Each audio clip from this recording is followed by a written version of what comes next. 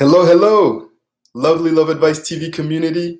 Thank you for taking the time to tune in with me today to do yet another one of these YouTube lives. I love doing these YouTube lives because it enables me to connect with you on a personal basis, to answer your most pressing questions, and to share some of the latest and greatest things that I've been thinking about and working on this week. So, as always, please take a second to say hello, to tell me where you are tuning in from today. Rosita in California, hello. Hello to Lori. Hello, George Zapata. Thank you. Hello, Josephine in New York City, and Erti in Albania. A lot of people in California today. I see Denmark. Awesome. Indiana, South Africa. Great. Thank you guys so much. So excited to be able to tune in with you guys today. So the topic of today's YouTube live is going to be how to make your ex chase you. And I know that this is a topic that is relevant to all of you because you are in a situation where you want to get back with the one you love, and you want to make sure that they're invested in that process as well, that you're not the one doing all the work and putting them on a pedestal, and you don't want to feel like you're pulling teeth, right? And so I wanted to talk to you about the 3 stages that I want you to think about and consider during your breakup recovery journey. And all of you tuned in today are going to find yourself at one of these 3 stages. So the information is going to be relevant no matter what. Perhaps you're going to be able to see where you are and the obstacles and the things that you're going to have to face moving forward. Or perhaps you're going to look back and say, gee, I was in one of those situations, and now this is kind of where I stand. But before I do that, we have an exciting announcement. Coach Natalie is going to be doing a free live webinar this Sunday, October 6th at 7 p.m. And we're very, very excited. I don't think she's done a live webinar in a long time. And she worked on a presentation because she was fired up based on her recent success stories. And she's going to identify basically the 5 steps for a new and improved relationship with your significant other.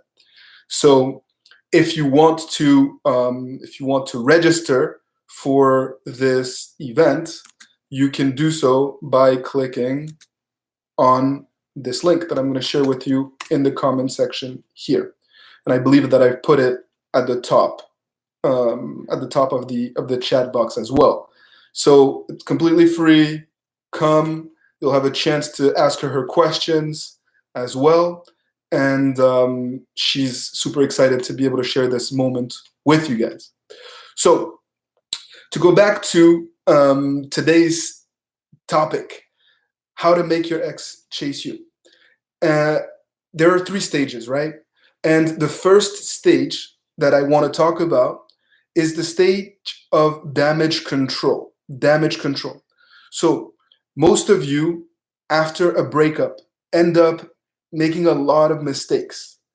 And usually when someone reaches out to me in a private coaching session, the first thing that I do is to assess the damage that has been done during the relationship, but most importantly, also after the breakup, because most times I find that more damage has been done after the breakup than in the relationship, especially for relationships that were short-term relationships, etc. And it's important for you to minimize the damage that you do after a breakup in order to increase your chances of making your ex chase you. So after a breakup, you feel low, you're vulnerable, you are more prone to make mistakes because you're in this vulnerable state of mind.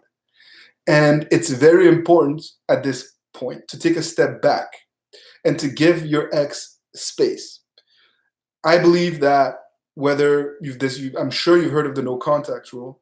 A lot of the fundamentals of the no contact is to avoid making mistakes, to make sure that you don't continuously push your ex away.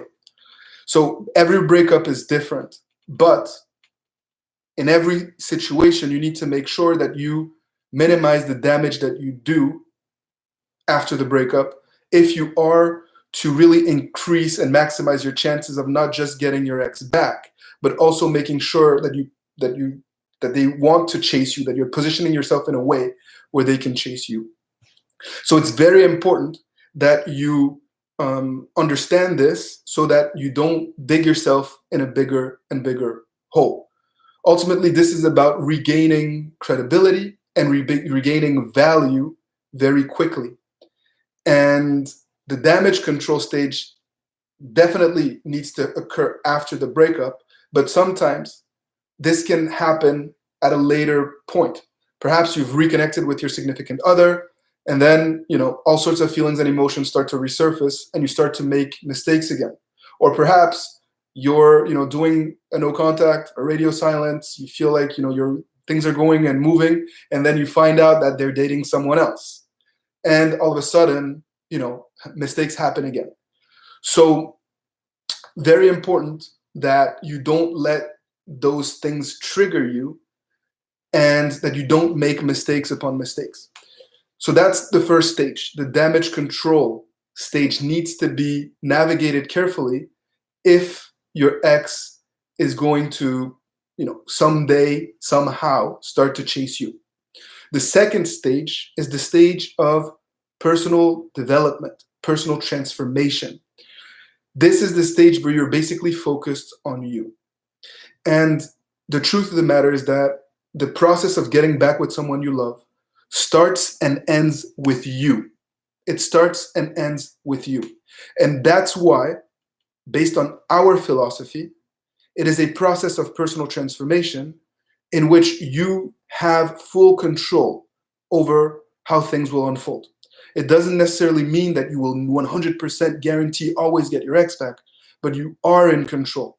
And it is from that standpoint that we establish a roadmap.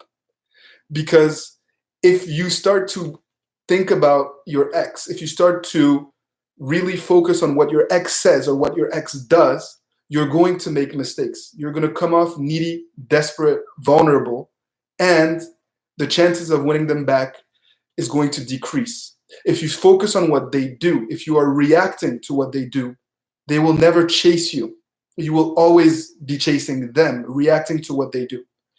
And so this personal transformation stage is absolutely critical in the process of getting back with the one you love and in the process of making sure that you're setting the stage for them to chase you. And so it's very important that you focus on different elements. Obviously, you have to challenge yourself to be social.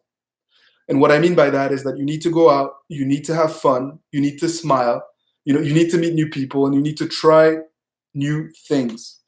That enables you to start to create a new dynamic. And from there, you're going to be able to position yourself in a way where you basically start to reshape the perception that your ex has of you. Ultimately, it's important also for you to reconnect with people from your past and to re-engage with the things that you loved to do at the beginning stages of the relationship or even before you met your significant other. And it's very, very important for you to not neglect this, because ultimately this is something that you're going to need to do throughout the process. Working on yourself continuously in this process of personal transformation is key to making sure that your ex actually pursues you. The final stage that I wanted to touch on today is the stage where you're reconnecting with your ex. If you're going to get back together, at some point, you need to reestablish dialogue and contact.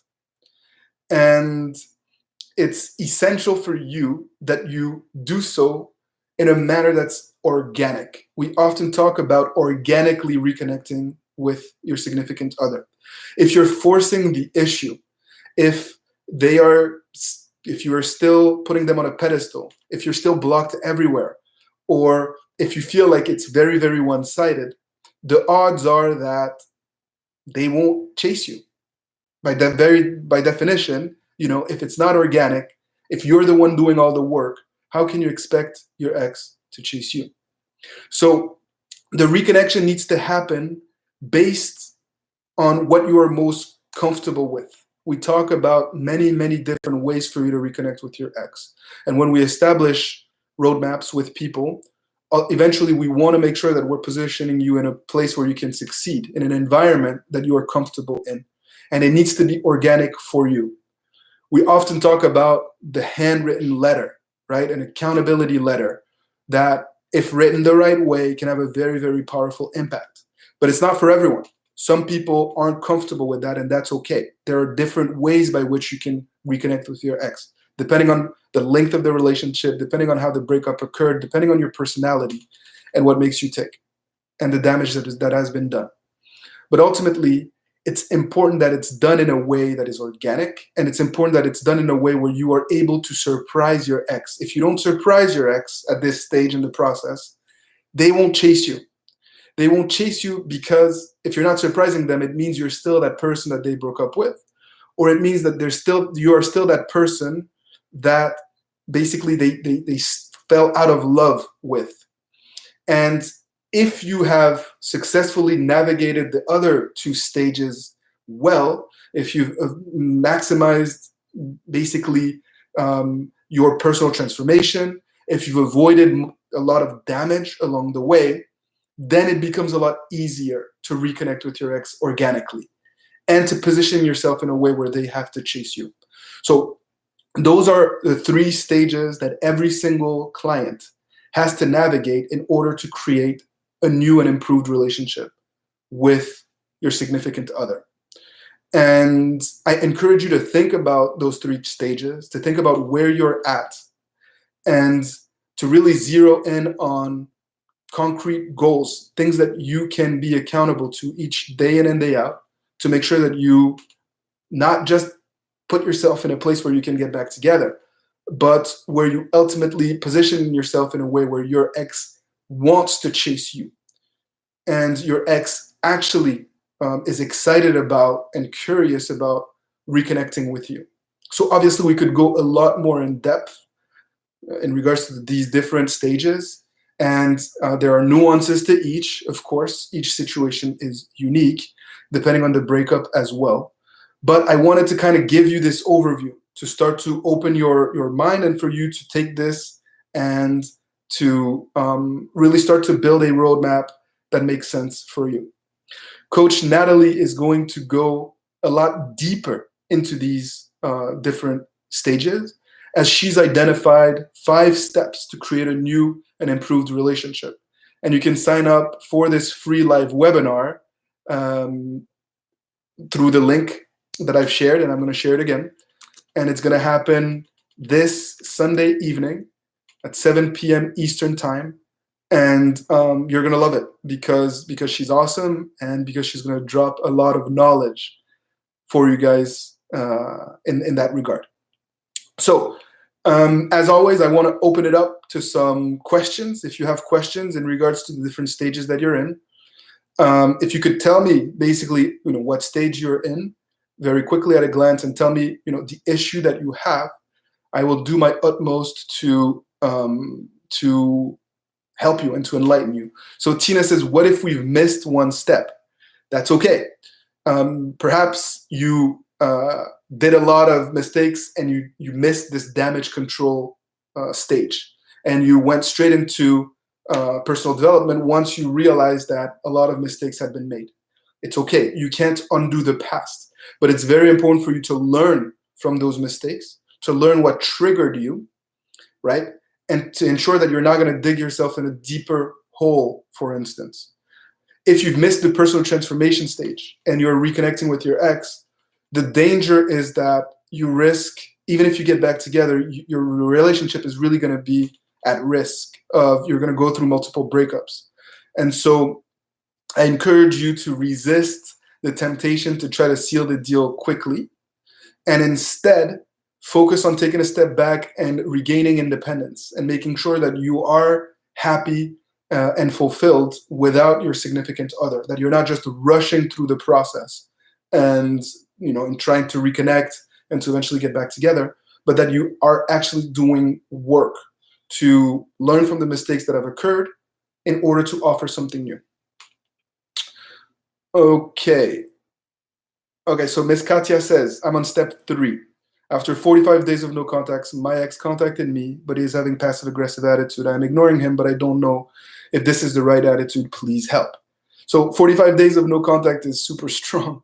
Well done. I know that it takes a lot of discipline to do that. And the fact that your ex reached out to you is a good sign. The fact that there's passive aggressive behavior is also normal because, quite honestly, there are mixed emotions. Part of him misses you, part of him fears losing you, but he's also probably, your ex is probably still, he or she is probably still bitter or resentful. And if you are ready, it's important for you to reconnect. You can now basically reconnect organically by showing him or her that you are not triggered by the same things, by avoiding conflict and arguments, and by basically focusing on creating new memories, living out new moments, not rehashing the past constantly, but basically moving the narrative and rebuilding anew at this point.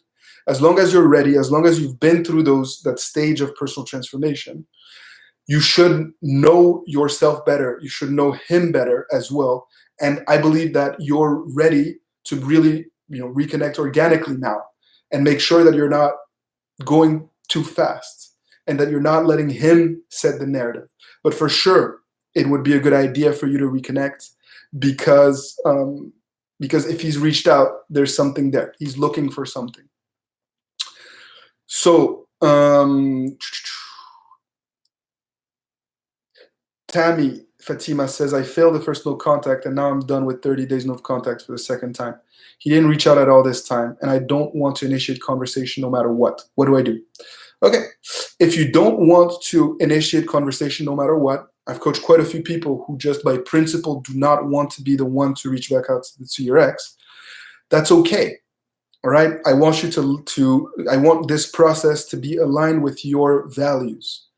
And if you are committed to not reaching out first, that's fine. But what you want to do is to make sure that you are positioning yourself in a way where they can chase you. And that means being active on social media. It means being social if you share the same social group. It means basically moving forward with your life and showcasing that to the world, to put pressure on your ex to eventually be the one to reach out.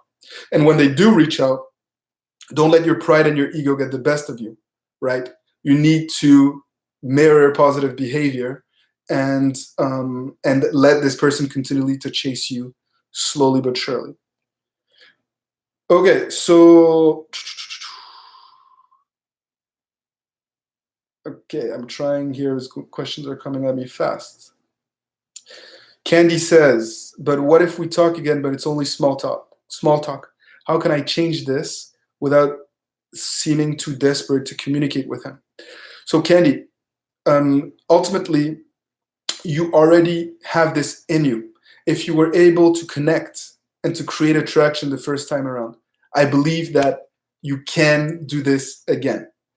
And you can basically change the narrative by being proactive and sharing things that you are going through, or powerful experience that you've lived, or keeping things light, and take ownership of that without coming up as desperate or without feeling like you're chasing him.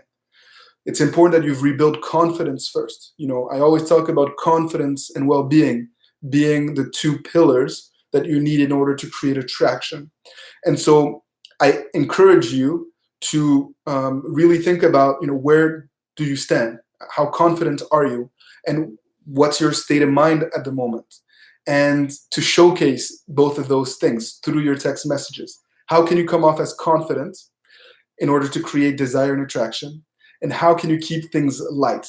Even if it's small talk, it is still a platform. And you're very much in a good position to continue to escalate things at this stage. And again, I encourage you to check out Coach Natalie's webinar. Her free webinar this Sunday, where she's going to definitely talk about how to reconnect with your ex and how to seal the deal. What if my ex keeps reaching out during no contact? Gossip Gavin asks that. So just because you're no longer together doesn't mean that your ex is fully over you. Doesn't mean that your ex doesn't miss you. A lot of times they reach out because they're wired to do so, and other times they reach out because they're afraid to lose you and they sense that you're pulling away. If you're not ready to connect with them, tell them, hey, I need space, so that they stop reaching out to you. At the same time, again, don't let your ego get the best of you. Perhaps they're already starting to chase you, and if you are ready, there's no point in continuing with this no contact if you've advanced past that stage and if they're already chasing you. So you need to be objective. You need to take a step back in order to make sure that you have this sense of awareness of where you are in your process, right? Okay. So Simran says, my ex says we'll definitely get back together, but when he is ready. He said I need to give him time, and even said distance makes the heart grow fonder. He hasn't even blocked me, but doesn't talk often. Take a step back. Let him miss you and let him chase you. It's basically that simple. He needs to see the consequences of what it's like to lose you. He needs to see you being social, going out, putting yourself in positions where you can flourish without him, to speed up the process. Okay, so Win says, should I do no contact when my ex has strong feelings for someone else? I'm so scared. Beautiful question. So no contact is first and foremost about you, right? Based on your state of mind, based on how vulnerable you are. I'm not concerned with who your ex has strong feelings for. We cannot control what your ex does. But ultimately, you need to be able to detach. You need to be able to regain confidence, and you need to be able to have swagger when you're around your significant other, right? So depending on if it was a short-term relationship or a long-term relationship, depending on the specificities of your situation, obviously this question, the answer to this question will change. And I invite you to book a coaching session with me if need be. But ultimately, don't be afraid when you're acting out of fear or vulnerability or desperation. You usually make mistakes and you take a step back. Okay. Lillian says, how to get revenge if someone cheats. I'm not about that. I'm not about trying to make someone else pay the price for their mistakes. An eye for an eye type of mentality is not what we do. I believe that the best way to teach him a lesson is for you, again, to prove to them that you can be happy without them, and to force them to confront the reality of the mistakes that they've made. That's the best thing that you can do. But ultimately, revenge is not going to help you feel better, and it's not going to help you rebuild a stronger relationship. So I think that you need to rethink your current mindset, because that's not something that I am comfortable with. Okay. Sabine asks a wonderful question. How do you get your ex to see your change, especially if they think change is impossible? That was Corey, actually. I'm sorry. Corey, I did a YouTube live on this very topic just a few weeks ago, so I encourage you to go back in our live feed of our YouTube channel, and you're going to see a lot of points linked to this idea. The truth of the matter is that the hard part is to change. It's not to showcase your change. Sooner or later, you will have an opportunity to showcase that change. And if you're more concerned about proving your change than you are about changing itself, you're making a mistake and you're putting your ex on a pedestal, and you're most likely going to force the issue. And as a result, you're going to come off as desperate, and they're not going to believe that this transformation is real, and they're not going to be attracted to you. If your ex doesn't want to see your change, let him. Give him space. Continue to evolve and continue to move forward. It's the best way forward. So Tina says, how do we find happiness being so utterly sad? Wonderful question. It's not, happiness is not something that you are. Happiness is something that you do. It is a fundamental belief of mine that if you start to take action, if you start to live with purpose, if you give yourself time to heal, eventually your actions will build habits that will ultimately create lasting happiness. And your happiness is not dependent on your ex or your relationship status. As long as you're in this mindset, you're not going to be able to attract them again, and you're going to drive yourself crazy. Now, it's not easy, right? Going through a breakup is probably one of the most challenging periods of your life. I know, because I coach people that are going through breakups each and every day. And you have to give yourself time. But focus on what you do. Your action will bring you sustainable happiness and freedom from the pain that you're feeling at the moment. It goes away. You will not continue to feel the way that you feel now. Trust me, it's hard, but you will overcome this. And the more active you are, the better your roadmap is, the quicker you're going to be able to snap out of it. And another key is to focus on gratitude. Gratitude unlocks the fullness of life. Changing your mindset, instead of focusing on what you lost and what you don't have, focus on what you do have. Focus on what you're grateful for. And ultimately, that shift in mindset will enable you to experience sustained happiness very quickly. Okay. Okay. You guys are asking me questions. It's coming in fast, so I'm sorry I can't answer all of them. Okay, my ex agrees to come back together, but only under his terms. What to do? Shani Cohen Zemak asks. That's okay. Ultimately, it depends. Is it a power struggle, or is it because they're still hurt and vulnerable and afraid that you're going to hurt them again? Ultimately, you need to rebuild a healthy platform and dialogue. So if they have certain conditions to meet up and to talk, they have things that they want to share, let them. That said, if they're just trying to take advantage of you, or if it is a power struggle, then obviously, don't comply. Your well-being and happiness is most important here. And your psyche as well is most important here. So if your significant other is being selfish, or is putting you down in order to feel better, then obviously that's not okay.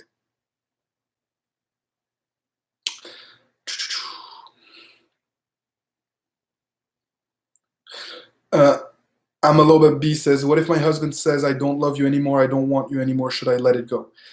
It's very important. I'm sorry for what you're going through, but it's very important for you to take a step back and to prove to your husband that you're not desperate to save things at all costs, right? A lot of times people are so caught up in their day-to-day that they think they know what they want, but in reality they're in a bubble and they're not seeing the full picture. And I think that your husband needs to lose you in order to appreciate all the positive things that you bring to the table. So don't despair, and understand that it is still possible. Most probably it is still possible to turn things around, and I'll be more than happy to work with you to turn things around. So if you'd like, book a coaching session with me at withmyexagain.com/coaching, and it'd be my pleasure to work together. Okay, I have a coaching session in 1 minute, so I'm going to take one more question and then I'm going to have to go. It's my pleasure. Thank you. My ex cheated. She was in a relationship with a guy during our relationship with me. I broke up with her, but she never accepts she's done something wrong. Please advise how to forget someone to whom you love. Rana asks. So Rana, ultimately, this person is probably not the right person for you if they're in denial, and if they're trying to either gaslight or blame you for something that they've done, or if they're in denial and won't even accept it. Ultimately, you also are going to have to go through different stages of the grieving process. And it's important for you to position yourself in an environment where you don't have to deal with them, with their negativity, and to not, for example, you don't have to engage with them. You don't have to see pictures or videos or their social media activity. And ultimately, you want to lean on people that love you, that understand what you're going through, and that will also uplift you. And it's very important that you go back to doing things that fulfill you and not just live in the past, right? It's important for you to accept and forgive, and at the same time, focus on doing certain activities that truly fulfill you. We often talk about living with purpose and helping others in this process. And I believe that the more you do for others, the easier it will be for you to detach from the pain that has been created here. So I'm sorry I wasn't able to answer all of your questions. Coach Natalie can answer a lot of your questions on Sunday evening. And I'm going to, again, put the information in the chat box or in the comment section of this video after the live is complete. I encourage you to check it out. Thank you guys for tuning in. I will be live again next Friday, same time, 12 p.m. Eastern time, to talk about something else and to answer some of your most pressing questions. If you'd like to work together, you can always book a private coaching session with me, and it'd be my pleasure to continue to work together. As always, lovely people, thank you for tuning in. I'm going to put the link one more time here to register for Coach Natalie's webinar, free live webinar. And keep fighting the good fight, and all the best. Take care.